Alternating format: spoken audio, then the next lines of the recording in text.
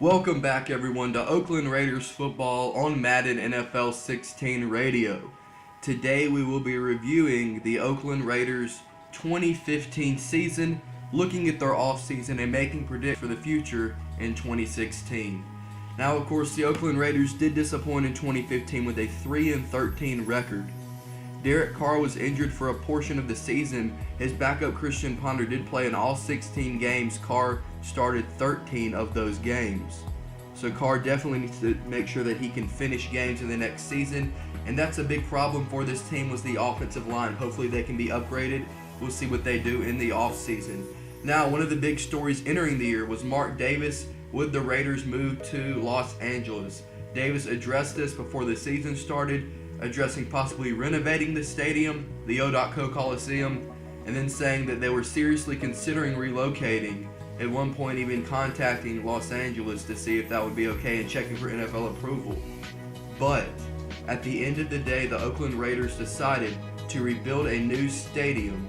You get a look, they actually decided on a hybrid deluxe stadium, and so they will be playing football somewhere else, not in the O.Co Coliseum, but in a new stadium in 2016. We get a look at the season stats. As you see, Derek Carr, 2,305 yards, 12 touchdowns, 12 interceptions. Christian Ponder in his backup role, you see playing in 16 games. He threw 5 touchdowns, 5 interceptions. Matt McGloin also got some time. Roy Halou Jr. was our leading rusher. You see 3.5 yards a carry, 10 touchdowns. Receiving, Rod Streeter led the team in receptions and yards. We'll see if he is retained as his contract is up at the end of the season. Amari Cooper did pretty good. We said the offensive line struggled. Curtis Lofton, the middle linebacker, led the team in tackles. You see Charles Woodson up there in his final season with the team. He did retire after the end of the year. You get a look at the quarterback sacks. Justin Tuck, his contract is up after this season. The veteran gets 7.5 sacks. A lot of people on this team got at least half a sack, and interceptions as well. Not a lot of interceptions. And Sebastian Janikowski, he also announced his retirement in his final year with the team. And you get a look at Amari Cooper, 2 touchdowns kick returning, 0 touchdowns from Kimbrell Tompkins in the punt returning game. Tom Brady retired.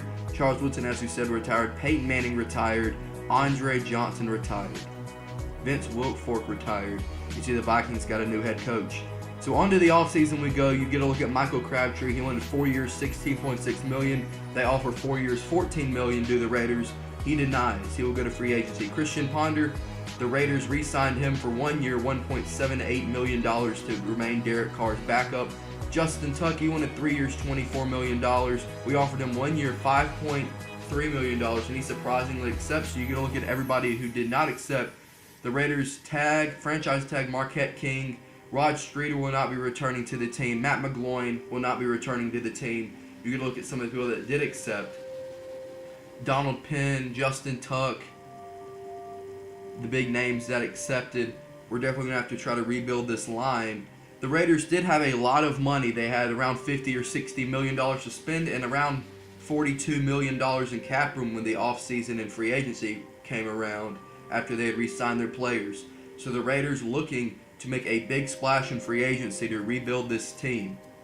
So as you get the final look at everybody who accepted, they were wanting to make a big flash in free agency, and they started out big. You see here, as you can look at the roster before free agency, there's a lot of holes that need to be filled. Only 2 wide receivers heading into free agency.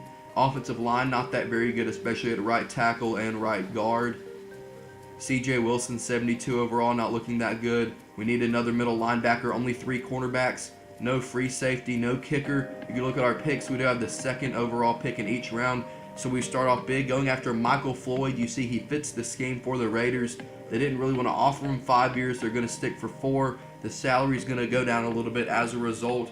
Offer $23.3 million with a bonus of about $9 million. We'll go back to him later. Michael Crabtree, he did not accept their original offer. Now they're going with 3 years, $8.8 million with a $3.48 million signing bonus. Pac-Man Jones is going to get a 1-year contract offer from the Raiders as well. Josh Norman, the young stud out of Carolina, getting a 2-year deal offer. Brandon Boykin, 4 years, $10.4 million is on the table for him as well. And we did have a very good offseason. You see J.R. Sweeney, Josh Norman, Michael Floyd, Blair Walsh is the new kicker. Reggie Nelson, the free safety, Michael Crabtree, Pac-Man Jones, Brandon Boykin, Danny Amendola, and Josh Wilson were all the free agent pickups. So good free agency. Now we go to the draft. Of course, they had the second overall pick. This was a very up and down draft. They had some good picks in the first couple rounds, but some bad picks in the last overall round. And you get a look with the number 2 pick, they select Tevin Patrick, looking to be a left or right end. You get a look at his overall stats there. 85 overall projected. He is ranked number 1 in true talent. So the best player in the draft by this true talent. We'll see if his overall fluctuates after the draft. So a good first round pick. Now going second round, we get a look at Griffin Lucas. Roy Halou did pretty good, but we want a guy that we can build as a star back. He's a 79 overall, 32 in true talent, drafted him at 34. Now we go to our third round pick. 2 good picks, and we're going to look to rebuild the offensive line a little bit. Even though we signed J.R. Sweezy, we don't have a tackle. We're going to draft Adrian James and try to either convert Sweezy or James to right tackle. And as you see, 80 overall, 19th in true talent, drafted at 66. A great offensive line selection. This is where the draft fell apart, though. Jordan Betty, middle linebacker, we needed one. It's not him. 190 in true talent, 64 overall. Now heading to the 5th round. Kurt McKinney, wide receiver, a big wide receiver, a 4.52. You get a look at him, 63 overall, 208 in true talent, drafted at 130. Not that good. We go to the 6th round. Nate Clayton, a defensive tackle, wanted to build that depth. It was pretty good. It was a good pick, higher in overall talent, and we drafted him in the 7th round just to get a 4th quarterback for the preseason. Frank McDonald, not a good selection. So you get a look at the final overalls that fluctuated a little bit. You see James and Jones Lucas and James, at an 80 overall. Patrick drops down to a 79. Betty at a 63. Frank McDonald rises to a 63. And Clayton and McKinney fall off to 58 and 57. So last thing here before we wrap up the offseason recap on Madden NFL 16 Radio, you get a look at the final roster heading into the preseason. Our next edition of Oakland Raiders Radio will be broadcasting the first preseason game and the second preseason game. So we're going to split the preseason into 2 episodes, weeks 1 and 2 and weeks 3 and 4. This roster does have to have a couple of moves added to it, like switching either J.R. Sweezy or Adrian James to right tackle. Or I believe we're going to actually switch Justin Tuck to right end instead of Tevin Patrick to let Patrick play his natural position. Have the veteran Tuck switch over.